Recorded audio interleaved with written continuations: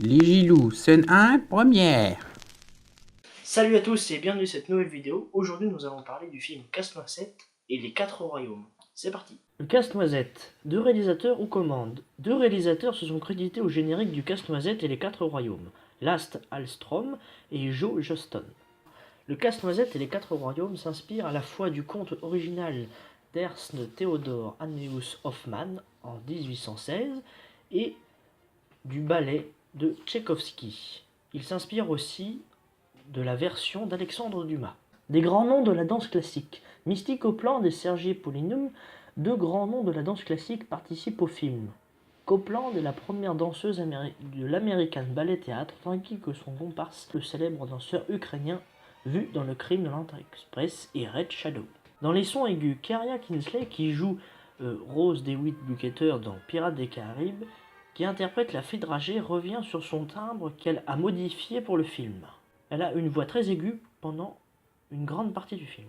Le carrousel. Dans le 4e royaume, anciennement appelé le pays du divertissement, se trouve un carrousel grandeur nature, qui a nécessité une ingénierie complexe et des effets spéciaux pour montrer qu'il s'écroule tout en tournant. En musique. La musique du film est composée par James Howard, interprétée notamment par le pianiste mondialement réputé Lang Lang.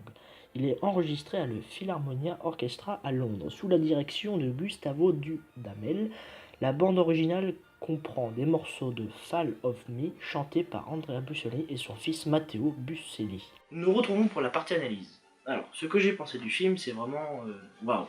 On prend une claque dans la gueule.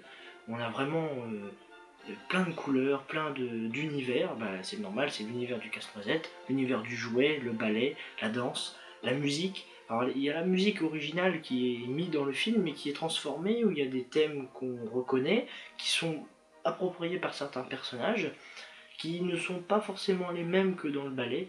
Bien sûr, il y a de la danse, il y en a pas mal dans le film, c'est assez chorégraphique, c'est très gracieux, les costumes sont vraiment dignes d'un ballet. Par exemple, vous avez le royaume de glace, vous avez le royaume du divertissement, vous avez le royaume des bonbons, des friandises, vous avez le royaume des fleurs, et tout est très comme si en fait vous regardiez le ballet, mais dans un film. Et par exemple, dans le film, vous avez un moment donné où les acteurs, les personnages du film, regardent un ballet qui retrace l'histoire des 4 royaumes et du film. Et vraiment, il y a toute une atmosphère qui est créée, qui est vraiment super bien. Alors, parlons quelques minutes du synopsis. Ils passent leur fête de Noël au début chez eux, et puis après ils partent pour la fête de gala chez le parrain de cette famille. Alors vous avez tout un petit processus avant.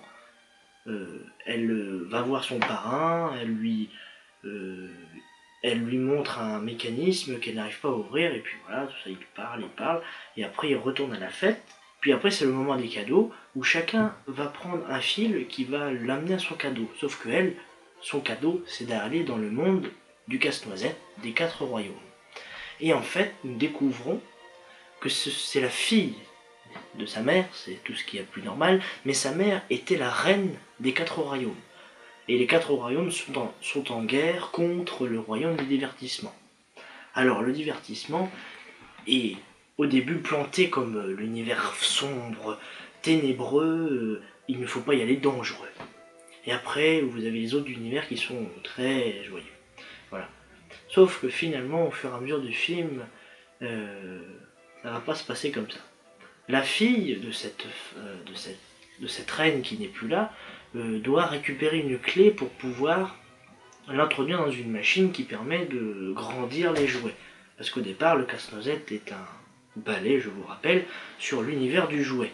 Et en fait, cette mère, qui était une mécanicienne, donne vie aux jouets avec cette machine. Donc elle agrandit les jouets pour leur donner vie. Sauf que finalement, la personne qui est la régente du monde des sucreries ou des bonbons n'est pas en fait si gentille qu'elle ne paraît être, et en fait est vraiment très méchante et en veut à tout le monde. Donc elle récupère la clé, fait des soldats de plomb qui l'obéissent au doigt et à l'œil, et va conquérir le royaume des divertissements, alors qu'en fait le royaume des divertissements était une personne gentille qui s'est fait bannir des 4 royaumes. Voilà, donc vous avez tout un truc comme quoi en fait au début vous êtes elles sont gentilles et l'autre est méchant, et puis après le méchant en fait est gentil, et puis la gentille devient méchante, et la et tralala, et tralala, et tralala. Voilà, c'est du Disney, voilà, on va pas aller plus loin, mais autrement on sent que Disney a fait ça. Here comes the money. Here we go. Money talk. Here comes the money. Money, money, money, money. Dollar, dollar. Parce que je suis un peu pauvre. Voilà. Non mais, sans déconner, il y a un petit peu de réchauffé quand même si le scénario, des fois, on dit ouais bon bah ok, on s'attend à la suite. Mais bon, pour un film de fin d'année, je trouve qu'il fait le taf, il est à voir en famille, ce qui nous permet de redécouvrir le monde du Casse-Noisette, et c'est vraiment très divertissant, voilà. Après il y a plein d'acteurs, voilà. Celle qui fait la gérante des bonbons, elle est très connue, c'est celle qui fait Madame Elisabeth dans Pirates des Caraïbes. Alors qui des fois a envie de taper parce que elle a une voix comme ça.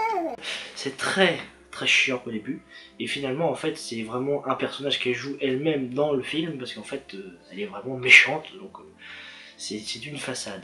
Mais autrement il y a tous les acteurs qui sont vraiment bien.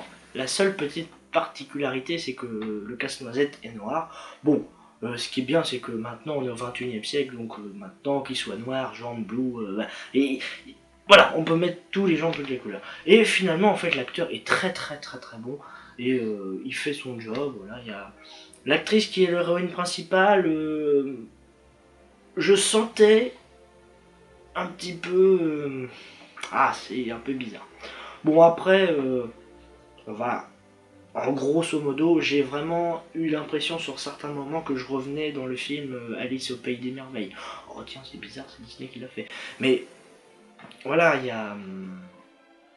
a tout l'univers que Disney maîtrise maintenant, et maîtrise d'une force, c'est vraiment très impressionnant.